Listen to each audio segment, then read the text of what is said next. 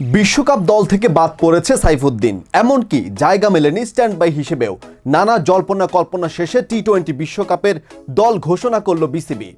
মঙ্গলবার 14 মে দুপুরে আনুষ্ঠানিকভাবে দল ঘোষণা করেন প্রধান নির্বাচক গাজী আশরাফ হোসেন লিপু। বিস্তারিত থাকছে মারুফ হাসানের রিপোর্টে। বিশ্বকাপে দলকে নেতৃত্ব দেবেন নিয়মিত অধিনায়ক নাজমুল হোসেন শান্ত। সহ অধিনায়কের দায়িত্ব দেওয়া হয়েছে তাসকিন আহমেদের কাঁধে। ওপেনার হিসেবে দলে রাখা হয়েছে দুই অভিজ্ঞ সৌম্য সরকার ও লিটন দাসকে। তাদের সঙ্গে আছেন তরুণ বাঁহাতি তানজিদ হাসান তামিম। মিডল অর্ডার সামলাবেন সাকিব আল হাসান, তাওহিদ হৃদয়, অভিজ্ঞ মাহমুদুল্লাহ রিয়াদ ও উইকেট রক্ষক ব্যাটার জাকের আলী অনিক। স্পিনার হিসেবে রয়েছেন শেখ মেহেদী হাসান, তানভীর ইসলাম ও রিশাদ হোসেন। টাইগাররা 4 পেসার নিয়ে যাচ্ছে যুক্তরাষ্ট্রে। ইনজুরিতে বিশ্বকাপ যাত্রা নিয়ে শঙ্কা তৈরি হলেও যুক্তরাষ্ট্রের বিমানে চড়ছেন তাসকিন। এছাড়া স্কোয়াডে রয়েছেন মুস্তাফিজুর রহমান, শরীফুল ইসলাম ও তানজিম হাসান সাকিব। দলের সঙ্গে অতিরিক্ত খেলোয়াড় হিসেবে রাখা হয়েছে আফিফ হোসেন ও হাসান মাহমুদকে।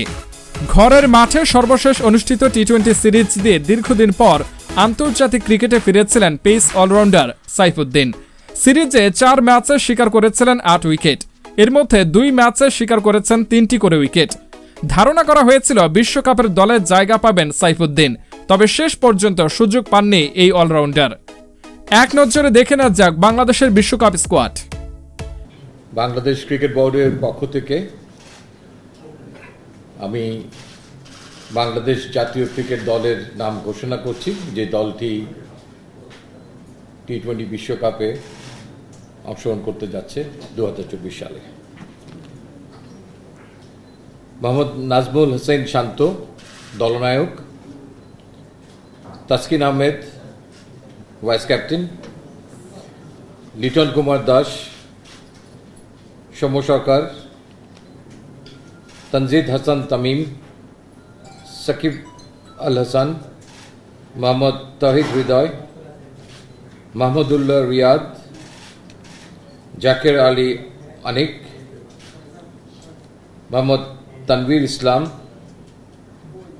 শেখ মেহেদী হাসান, মোহাম্মদ রিশাদ হোসেন, মোহাম্মদ মুস্তাফিজুর রহমান, মোহাম্মদ শরীফুল ইসলাম এবং তানজিম হাসান সাকিব।